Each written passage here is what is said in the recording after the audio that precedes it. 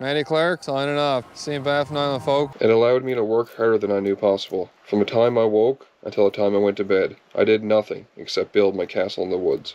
Matty Clarke, the man hundreds of thousands of people know as the face behind Skote Outdoors. For years, almost 500,000 subscribers have been watching him and Kelly Clarke build a life that looked straight out of a dream, restoring an abandoned house on a remote island in Newfoundland. But recently, something came out that nobody saw coming, and once you hear it, the whole story starts to look different. Stay with me till the very end, because the full story behind Skote Outdoors is a lot deeper, a lot more complicated, and more shocking than anyone expected. The secret, Matty Clarke finally revealed. Life behind the camera looked peaceful in many of Matty Clarke's homestead videos, but a closer look revealed that real life carried a lot more pressure than the calm scenes suggested. Beautiful views, quiet forests, simple cabins, and the idea of living free from the modern world made everything seem easy. But reality turned out to be far more complicated than most people first imagined. A surprising part of the story came from the time before the move to Newfoundland, back when life in the Yukon created problems that never appeared in the videos. Legal action from the Yukon government started after officials discovered that the land used for building a log cabin was public land that had been occupied without proper permission. That alone raised an obvious question. How could someone build a full cabin on public land without expecting trouble sooner or later? The situation became even more serious when the territorial government went to court and used the very same YouTube videos as proof that the land had been occupied without approval. Imagine how strange that must have felt, knowing that videos meant to show a dream lifestyle were now being used as evidence in a legal case. Officials reviewed the mining claim connected to the land and found mistakes in the paperwork, along with missing permits, and no real sign that mining work had ever taken place. Without proof of legal use, the claim could not stand, and the order came to leave the property. The cabin that once looked like a symbol of freedom had to be taken apart, piece by piece, and the off-grid setup that looked permanent suddenly turned into something temporary. Anyone hearing this could not help but wonder why none of this ever showed up on camera. Why keep such a big struggle hidden for so long when the channel showed almost every other part of daily life? The answer seemed to sit somewhere between personal belief and legal reality. During the dispute, an email written to a territorial land manager revealed how Matty Clarke saw the situation. Instead of thinking like a trespasser, the message described the role as more of a guardian or steward of the land. That way of thinking made sense from a personal point of view, especially for someone who believed strongly in living close to nature. But the law worked in a different way. Permits, claims, and rules still applied, no matter how peaceful the lifestyle looked on camera. Another detail made the situation even more surprising. Videos often talked about isolation and distance from society. Yet records showed that the cabin stood less than a kilometer away from other squatters living in the same area. That raised another quiet question. How real was the picture of total isolation that appeared in the videos? The idea of living the dream sounded powerful and inspiring, but government records showed a much more complicated reality where freedom came with limits that could not simply be ignored. Content focused on independence, adventure, and self-reliance, while the legal side told a story about permits, regulations, and responsibilities that never made it into the final edits. Money created another layer that many people never think about when watching off-grid videos. Living far from cities sounds cheap at first, but the real numbers tell a different story. Monthly costs alone can range from $500 to $2,000, and the lower end only works when almost everything comes from personal labor, including food, power, and repairs. Starting from nothing costs even more. Land, shelter, tools, and basic systems can push startup costs anywhere from $10,000 to $500,000, with most setups falling somewhere between $50,000 and $150,000. Just installing solar panels can cost more than $10,000 even after tax credits. And that does not include batteries that need replacement after a few years. Drilling a well can cost thousands more, sometimes reaching $15,000 depending on the ground. Septic systems add another few thousand, and that still does not cover fuel for generators, replacement parts, broken tools, or trips into town for supplies. Looking at those numbers makes one question come up naturally. How many people watching those peaceful videos realize how much money sits behind every quiet moment on camera? Daily life off-grid also demands constant attention in ways that rarely show in edited footage. Power systems need checking, water systems need cleaning, roofs need repair, and equipment failures never wait for a convenient time. A broken generator in the city means calling a repair service, but a broken generator in the wilderness can mean days without power. Batteries wear out, pipes freeze, vehicles break down, and every problem becomes personal responsibility. That kind of pressure builds slowly, and the camera does not always capture the stress that comes with knowing that every system must work, or life becomes difficult very fast. Another thought naturally comes to mind. How relaxing can off-grid life really feel when every day depends on machines, weather, and supplies working exactly as planned? Storage costs, travel costs, and maintenance costs keep adding up over time, especially in remote areas where every trip requires fuel and planning. Spare parts must stay ready because waiting for delivery can take weeks. Tools must stay in good condition because help does not sit around the corner. The picture that once looked like complete independence starts to look more like a full-time responsibility that never really turns off. None of this means the dream is fake, but the dream clearly comes with a side that rarely appears in the final video. Seeing the legal battle, the financial pressure, and the constant work behind the scenes changes the way the whole lifestyle looks. Instead of a simple escape from modern life, the reality feels more like trading one kind of difficulty for another. That realization makes the whole story feel more human and real, because the peaceful life everyone saw on camera suddenly seems to have a deeper layer behind it, something viewers never noticed before. And understanding that change helps explain what could happen next. What this means for Skote Outdoors moving forward. A major update recently changed the direction of Skote Outdoors, and the news came in a way that felt both exciting and a little surprising at the same time. Matty and Kelly shared that Kelly is pregnant, and that announcement alone already made many people stop for a moment and think about what this means for the future of the channel. A small baby expected to arrive in about 8 months sounds like happy news, but at the same time, such news naturally makes anyone wonder how life on a remote island will work with a newborn around. A simple question comes to mind almost immediately. How does a homesteading channel stay the same after a baby enters the picture? The whole journey started as two people building a life far away from the busy world, focusing on survival, building, and daily island living.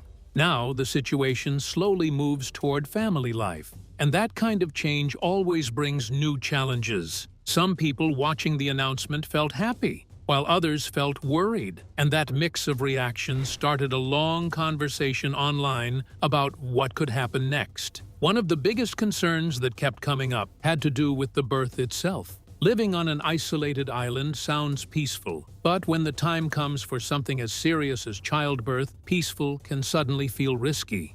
Many people began asking the same question again and again. What happens if something goes wrong and there is no emergency service nearby? The Burin Peninsula in Newfoundland already has a long waiting list for midwife services, and reports say that no active midwife is currently working in that area.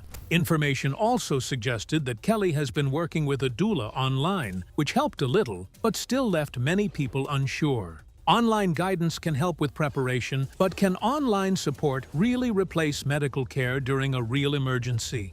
That question stayed in the minds of many followers. Some discussions even suggested that the couple might be planning an unassisted birth. And that idea made the conversation even more serious. Giving birth without direct medical help is something that always makes people nervous, and the fact that this could happen on a remote island made the situation feel even more intense. No one wants to imagine a dangerous moment during something that should be joyful, and that is exactly why the topic kept coming up again and again. At the same time, changes started appearing in the videos that showed preparation for a different kind of life. Episode 50 showed the installation of a proper kitchen drain and the arrival of a water system, and that moment alone told a bigger story than it first seemed. For months, dirty kitchen water had to be carried outside by hand using a bucket, and that kind of routine might work for 2 adults. But does that sound realistic with a baby in the house? Improvements like plumbing and running water may look simple, but such changes usually mean someone is thinking about the future. A growing family always needs more comfort, more safety, and more stability. And many people watching noticed that these upgrades came at the exact time when the pregnancy announcement arrived. That made some followers feel that the couple understood the responsibility ahead, while others wondered if the preparation was enough. After all, building a homestead is one thing, but raising a child in that environment is something completely different. Another topic that kept showing up in discussions had to do with Matty and how ready fatherhood will feel once the baby arrives. Some comments online sounded light at first, but carried serious meaning underneath. One person joked that Matty did not even seem to know what a baby bathtub looks like, and that simple remark made others ask a bigger question. How ready is anyone for the reality of caring for a newborn without experience? Homesteading skills help with building cabins, fixing tools, and surviving harsh weather, but changing diapers at 3 in the morning is a different kind of challenge. Feeding schedules, bath time, sleepless nights, and constant attention are things that no amount of outdoor experience can fully prepare someone for. A few people even pointed out that Matty sometimes talks more about playing catch with a future child than about the early stages of parenting. That observation made many wonder if the idea of fatherhood feels more real in the future than in the present. Thinking about a toddler running around sounds fun. But what about the long months before that stage even begins? The timing of the announcement also made people think about the future of the channel itself. With the baby expected to arrive in about 8 months, the content will almost certainly change in some way. The big question that keeps coming up is simple. Will the channel stay focused on homesteading, or will family life slowly become the main attraction? Some followers worry that the channel could turn into the kind of family vlog where every moment of life becomes content. That kind of change has happened to many creators before, and not everyone likes that direction. Privacy becomes harder, and childhood moments sometimes end up on camera instead of staying personal. On the other hand, some people hope that the couple keeps the same honest style that made the channel popular in the first place, building a life on an island, learning new skills, and showing real struggles is what brought attention in the beginning, and losing that feeling could change everything.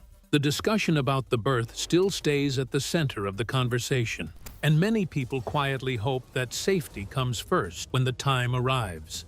Some comments say that pain during labor might convince Kelly to go to a hospital instead of staying on the island, and that thought shows how worried some followers really feel. No one wants to see a risky situation turn into a tragedy, especially when the whole journey has been about building a peaceful life. 8 months may sound like a long time, but preparation for a child always feels shorter than expected. Every new episode now feels like part of a slow countdown, and with every small change in the videos, people start paying closer attention than ever before. The closer the big moment gets, the more everyone wonders what this channel will become once the baby finally arrives. Stay with me till the very end, because the real takeaway begins here. Lessons from Matty's revelation. A long and honest conversation started forming around the difference between the dream of off-grid living and the reality that many people never see online, and the more Matty's experience came out, the more the whole idea began to sound very different from the picture usually shown on camera. Many people imagine off-grid life as freedom without bills, peace without stress, and comfort without rules. But does life really work that way, once the cameras are off? Matty's situation showed that the biggest misunderstanding about off-grid living comes from the belief that modern comfort can stay the same even after leaving the grid. More than 200,000 Americans have chosen some form of off-grid life. Yet something interesting keeps coming up when experienced off-gridders talk honestly. Most real off-gridders never appear on YouTube at all. Why would people who truly live that life stay away from the very place where that life looks the most popular? The answer often comes down to one simple thing. Real off-grid living takes time, effort, patience, and constant attention. And life becomes harder when every moment needs to be filmed, edited, and turned into content. Many long-time off-gridders say that living and performing at the same time changes behavior. Instead of focusing on survival, comfort, and routine, attention slowly shifts toward what looks good on camera. That shift creates a gap between reality and what people think reality looks like. Matty's struggles started to look less like personal mistakes and more like part of a pattern that shows up again and again in off-grid content. Polished videos often make everything look smooth, simple, and clean, but how much work gets cut out before that final video appears online? Think about something as basic as laundry. Newcomers often talk about creative washing machines, hand-powered devices, or clever systems built from barrels and pipes. Those ideas sound exciting at first, but experienced off-gridders tend to talk about a completely different problem. How do clothes dry when weather refuses to cooperate? For almost half the year in many places, clothes never fully dry outside. Rain, snow, cold air, or heavy humidity can leave clothes damp for days. What happens then inside a tiny house with very little space? Drying racks take over the room. Wet fabric hangs everywhere. Living space starts to feel smaller and smaller. Nobody talks about that part in viral videos, so how would newcomers know what daily life really feels like? Another thing that keeps coming up in honest conversations is the way social media creates expectations that cannot exist in normal life. Expensive solar setups, perfect cabins, spotless kitchens, and beautiful sunsets appear again and again on screen. But how often do cameras stay on during equipment failure, bad weather, or days when nothing works? Outdoor living comes with long stretches of trial and error, but most of that never makes it into the final video. Why show frustration when success gets more views? Why show struggle when comfort looks better in a thumbnail? Over time, the audience begins to believe that off-grid life always looks peaceful, even though real life rarely stays perfect for long. Full-time off-gridders often speak very directly when talking about online content, and many describe most off-grid videos as clickbait or product promotion rather than real life. That opinion might sound harsh at first, but does the criticism make more sense after looking at how many videos focus on gear instead of daily routine? Some creators promote tools, gadgets, and systems that cost thousands of dollars. Yet many experienced off-gridders say that such equipment never becomes necessary in real life. Why would so many products appear in videos if not for sponsorships, partnerships, or the pressure to keep viewers interested? Once attention and views become part of the lifestyle, decisions can slowly change. Instead of asking what works best, the question becomes what looks best on screen. Instead of asking what feels safe, the question becomes what will get more engagement. That change may not happen overnight, but once numbers, comments, and views start to matter, the line between real life and performance can become hard to see. Matty's story fits into that larger picture in a way that makes the whole situation easier to understand. Instead of one person making bad choices, the situation begins to look like the result of chasing an idea that sounds simple but turns complicated very fast. The dream shows quiet mornings, fresh air, and total independence. But the reality asks for planning, patience, and constant problem-solving. Maybe the biggest question that comes from all of this sounds very simple. Is off-grid life difficult because something went wrong? Or is off-grid life always difficult and only looks easy on camera? That question stays in the air. And the more honest stories come out, the harder it becomes to ignore the difference between what people see online and what life really feels like when the camera stops recording. With this, we have come to the end of this video. Thanks for watching. If you enjoyed this video, do well to like, comment, and subscribe for more content. To enjoy more thrilling stories, click now on the following video that pops up on your screen.